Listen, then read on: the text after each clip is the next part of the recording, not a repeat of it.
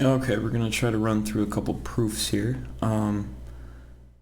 Right here we've got that we're given that U is the midpoint of RT and QS.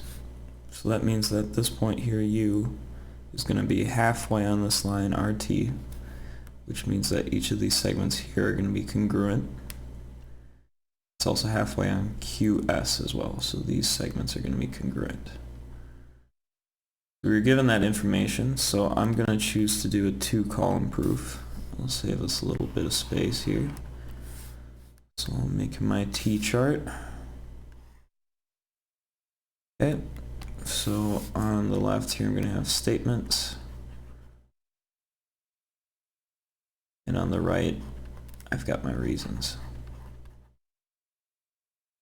Okay. So we know that we were given that U is the midpoint of RT and US, so let's write that down. U is midpoint of RT and QS.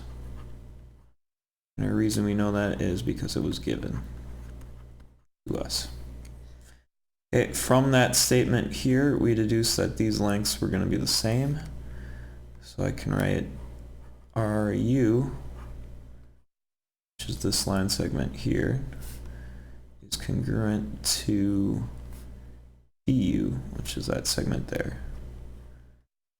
And we know that because U is the midpoint.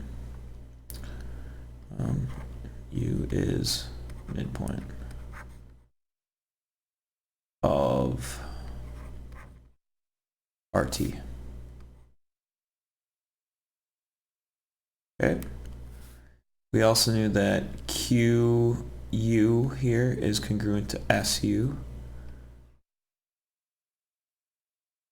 because U is the midpoint of QS as well. U is midpoint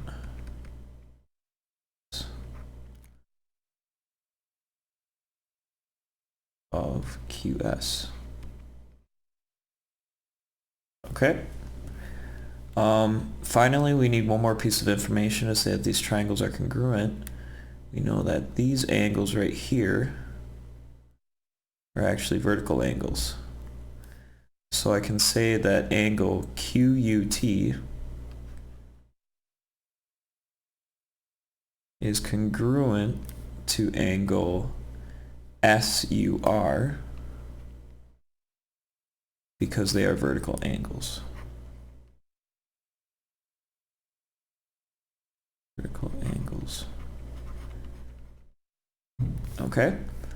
So then now finally we can say some triangles are congruent. So we would have triangle QUT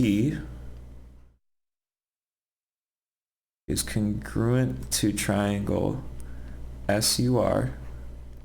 Remember that the order of the letters matters. I'm going along the 2 marked side to the angle and along the 1 marked side. So QUT. We want to do the same thing in the other triangle, SUR. We know this is true because we've got side, angle, side here. We've got 2 sides that are congruent in each triangle with an angle in the middle. So this is side, angle, side. And then finally, we're going to end with our statement that we wanted to prove in the first place, that S is congruent to R. So angle S is congruent to angle R, or sorry, angle Q. So I meant to say angle Q. We know this because these are corresponding angles here in these triangles. See how they're both along the 2 marked side there? So we can say that we know that those are congruent because we've proven that these 2 triangles are congruent to one another. So then the corresponding parts of these congruent triangles are congruent. So therefore S and Q are congruent.